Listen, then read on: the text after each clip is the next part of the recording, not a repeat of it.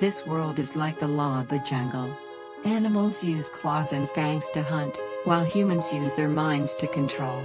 One group of people can control another because they know secrets that others do not. The secret behind this is the technique of controlling human nature. What I'm about to say may not be easy to grasp, so remember to watch until the end to fully understand. Black Crystal warmly welcomes you all. Please remember these words carefully. The 5 tactics of leadership and strategy.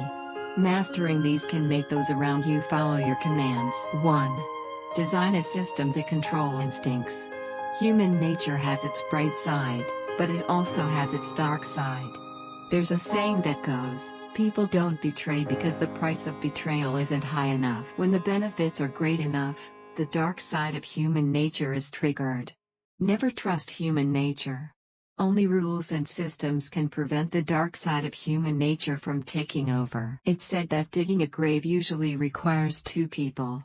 For example, one person digs the hole to retrieve the jewels, while the other stays above to pull them up with a rope. But initially, it often happened that the person pulling the rope would betray their partner below once they saw the treasure. Thus, grave digging evolved into a team activity, mainly involving fathers and sons. But even then, there were cases where the son abandoned the father in the grave. Eventually, a rule was established: the son would go down to retrieve the goods, and the father would stay above to pull the rope. From then on, no one was left behind in the grave. This is the prototype of system building. There were 7 people living together, sharing a large pot of porridge daily. At first, they decided to take turns dividing the porridge by drawing lots, with one person dividing it each day.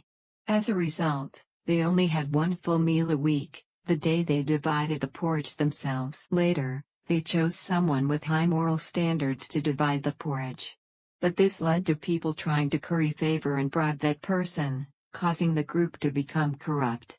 Finally, they came up with a method. They took turns dividing the porridge, but the person dividing it had to wait until everyone else had chosen their bowl, and they would take the last one left. To avoid getting the smallest portion, the divider would try to divide the porridge equally. Everyone was happy, harmonious, and life improved. Even though it was the same 7 people, different rules created different dynamics. This comes from understanding human nature.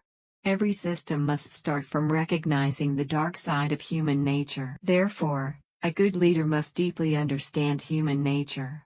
We see many people who value politeness and teamwork highly. Don't believe that's because they were born with high moral qualities. Nor should you think it's solely due to education.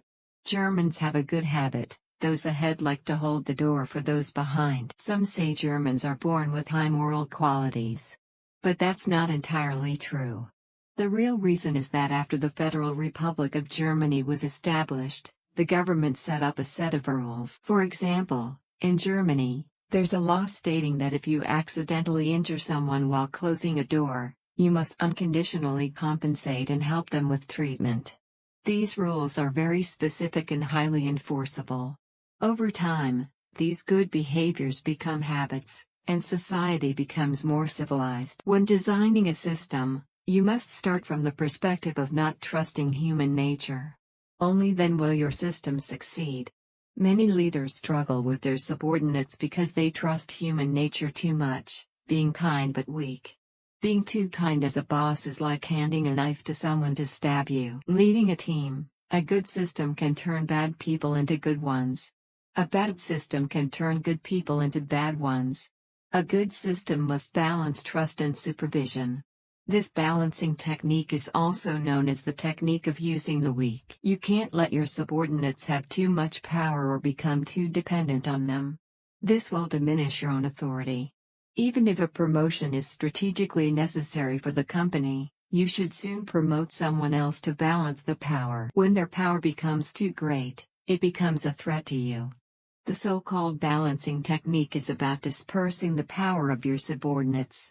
You can't let any one side become too powerful. If any side dares to betray you, the other forces will attack the traitor. A boss cannot only use loyal people, nor can they only use cunning ones. When the loyal grow too powerful, you must use the cunning. When the cunning grow too powerful, you must use the loyal. This is the balance between the loyal and the good. When I read history, I didn't understand why emperors were cold to the loyal but used the cunning. Later, I realized that when the loyal grow too powerful, they become just as much a threat to the emperor as the cunning. The emperor's purpose in using the cunning is to control the loyal. An excellent boss is one who constantly balances the forces of the loyal and the cunning. The more they fight, the safer the boss's power is. If they stop fighting, they'll come after you. After Liu Bang conquered the empire, he spent 8 years eliminating all the threatening lords and infaufing his relatives. History has shown that infaufing relatives is no more reliable than infaufing outsiders. If outsiders have ulterior motives, they only want to secede, but if relatives have ulterior motives, they want to usurp the throne. With his political wisdom, Liu Bang couldn't have failed to realize this. Liu Bang didn't kill all the founding heroes, most of those who weren't infaufed were retained. On one hand, the northern Xiongnu were still a threat, and he needed people to fight them. On the other hand, these important officials could be used to balance the power of the Liu family lords. The Liu family lords could also balance the power of these important officials. Liu Bang could control both sides from the center. When Liu Bang died, the Liu family lords indeed began to cause trouble. The retained important officials immediately played their role, quickly quelling the rebellion. We train across the country and find that many bosses are often threatened by a particularly powerful, cunning force. If the boss plays the balancing technique well, managing the team becomes easy. The safety of power. For a boss, the power in their hands is their life. No matter what decision they make, they must always prioritize the safety of their power. We must be wary of powerful directors. The standard for caution isn't whether these directors are capable, reputable, or good people.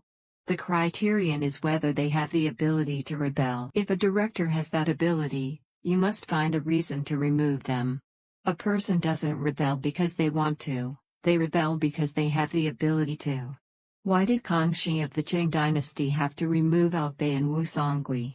At that time, Albei and Wu Songui somewhat looked down on Kangxi, but they absolutely didn't dare to rebel. In ancient times, the ability to be emperor wasn't the most important. Legitimacy, being a descendant of the emperor, was what mattered most. As long as you were of royal descent, even if you were just a child of 7 or 8, everyone would support you. If you wanted to be emperor but your lineage was unclear, all forces would treat you as a traitor and attack you. Therefore, Albei and Wu Songui didn't dare to rebel easily. Kangxi removed them for one reason. Because they had the ability to rebel, even if it meant risking everything, they had to be removed. Dealing with such people requires great political wisdom. You can't use your power directly, you must use some behind-the-scenes tricks to remove them smoothly. If you follow the normal procedures to remove them, you'll give them enough time to prepare. A person with the ability to rebel also has the ability to cause great damage. You might not have time to remove them safely before they surprise you. First, isolate them, like boiling a frog in warm water, move them away from their key position, reduce their power, and make them lose support from those around them. Then, create traps for them. Finally, make them unable to resist. This way, removing powerful but disobedient directors is more effective. If you do everything too transparently, following principles won't yield good results. During the Western Han Dynasty, the power of the lords became very strong. Emperor Jing of Han's power was threatened. At that time, someone named Zhao Kuo directly advised Emperor Jing to reduce the power of the lords and abolish their territories. This suggestion caused the rebellion of the 7 states, nearly costing Emperor Jing his throne. Emperor Jing had no choice but to kill Zhao Kuo to prove to the 7 states that reducing the lord's power wasn't his idea but Zhao Kuo's mistake. Zhao Kuo, poor man, became a scapegoat. Facing a similar situation, Emperor Wu of Han, Emperor Jing's son, directly applied a very clever strategy called the Decree of Grace. What does the Decree of Grace mean? The lords of the 7 states had become like kings. Their power was too great, making it easy for them to mobilize the entire country's forces to attack Emperor Wu. Emperor Wu came up with a plan to disperse the lord's power. He had the lord's relatives take up official positions. The elder brother of a lord became a mayor, the younger brother a county magistrate, the nephew a town head, and the uncle a village head. When the lord's power was dispersed, and their relatives were all officials, they would naturally think of their own interests. They wouldn't listen to the lords on everything. They would need to weigh the pros and cons. Thus, it became very difficult for the lords to mobilize these people to attack Emperor Wu. This was a clever tactic of Emperor Wu, called the Decree of Grace, but in essence, it was about reducing the lord's power. A company is like a kingdom, the boss is the king, the senior managers are the officials, and the employees are the common people. Therefore, the art of managing people by the boss can also be called the art of emperors. First, we need to clarify a concept. What emperors and commoners learn is completely opposite. Similarly, what bosses and employees learn should also be opposite. If you want to learn the art of managing people well, you must adhere to 2 principles. First, you must deny the ideas you previously thought were correct. Second, you must start accepting the ideas you previously thought were wrong. Previously, you learned about ideas related to truth, goodness, and beauty. These are the ideas of employees. But today, you start learning the schemes and tactics of bosses. To achieve great success, you must love your employees and customers. You must have a broad heart.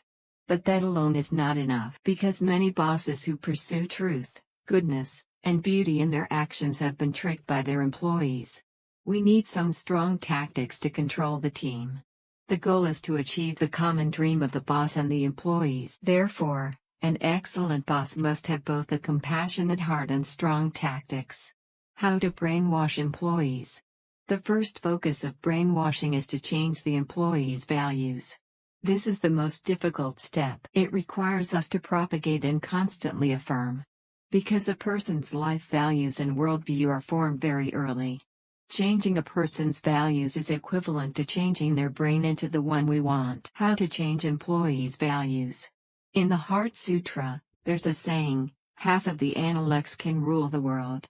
This was said by Zhao Pu, the prime minister of the Song dynasty.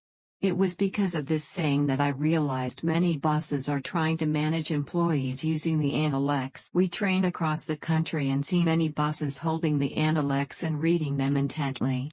They think that as long as they understand the intellects well, they can manage employees. This makes me laugh. Half of the intellects can rule the world. This saying isn't wrong, but that book isn't for you to read to manage employees.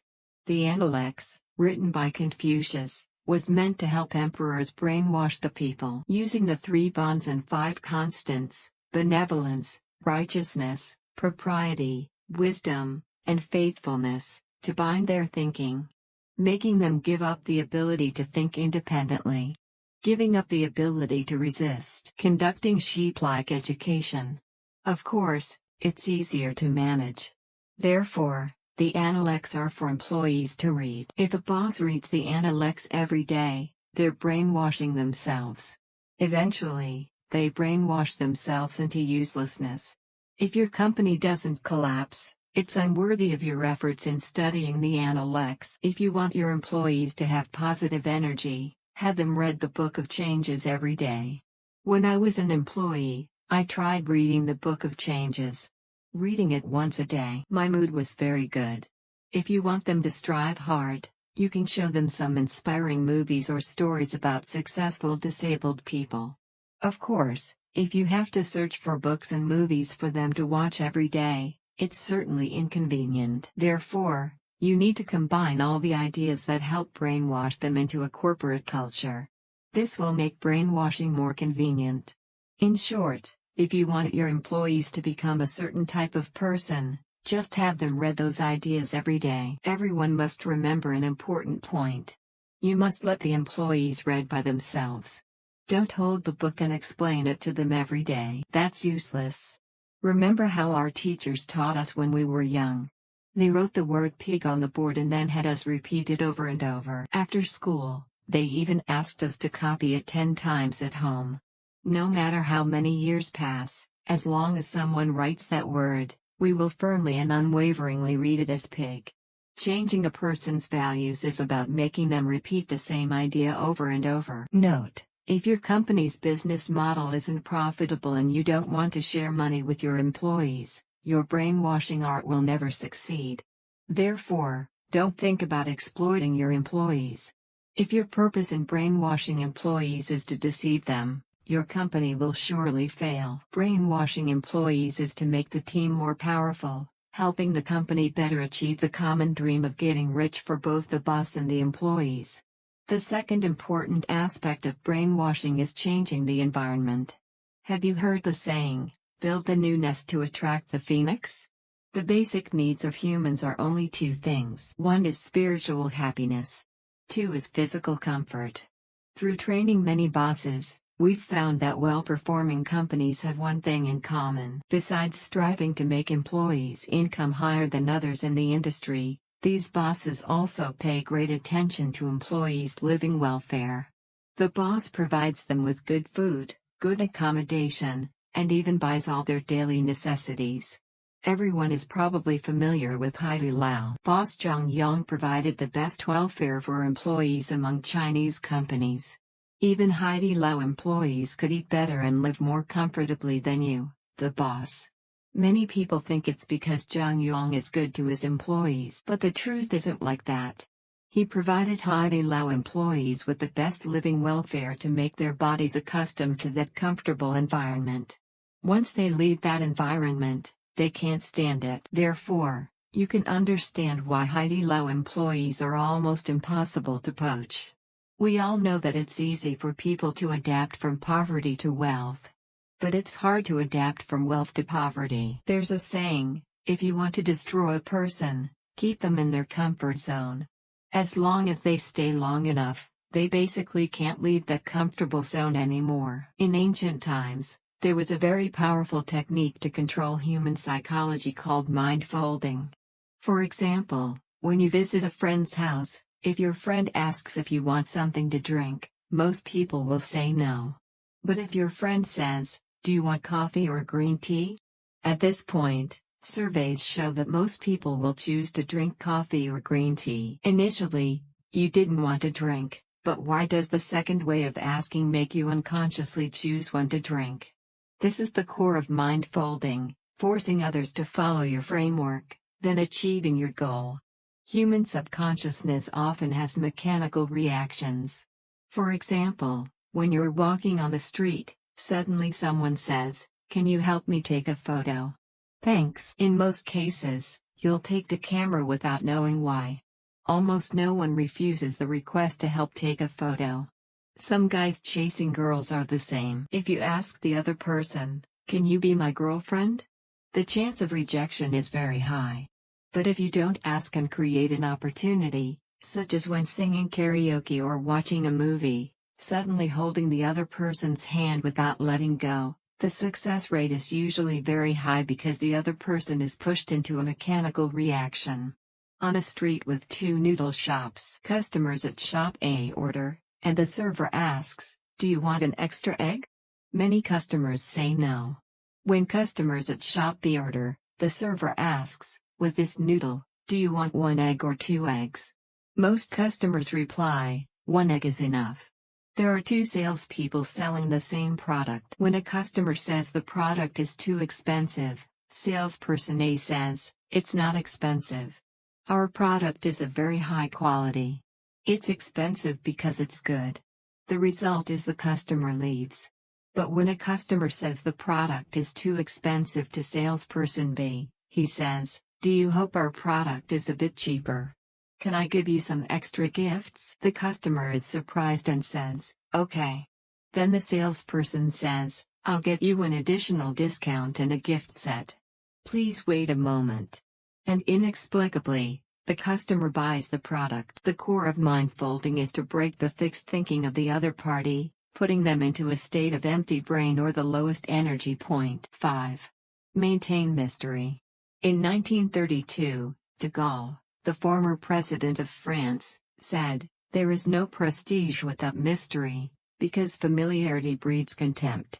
Only by hiding like a deity in a deep temple can one exude majesty. Whether planning or thinking about actions, you must make it hard for others to guess." He also said, "I am a lonely man, and I love that loneliness." About 3,000 years ago, there was a country called Media, where there was a tribe led by a man named Deus Ex. He was respected for his virtue. Every dispute in the village, whether it was over a well or over cutting down 2 trees by mistake, came to him to resolve and clarify all the problems. The other elders, due to old age, became foolish, took bribes and became corrupt. Only Deus Ex, who grew older and became more fair, became the god of justice of the tribe. One day, Deus Ex felt tired and announced his retirement. Without Deus Ex, the tribe immediately lost its main pillar, leading to endless divisions and disputes that no one could resolve. In the end, everyone decided to invite Deus Ex back. Deus Ex refused many times, but under the villagers' insistence, he reluctantly agreed, but he put forward a condition: building a deep palace and hiring a group of bodyguards so that he could live in seclusion forever. If he needed to be found, he had to go through a special trusted person, and even the person serving him could only see his face once a week. Thanks to the mysterious aura, Deus Ex's authority became even more inviolable.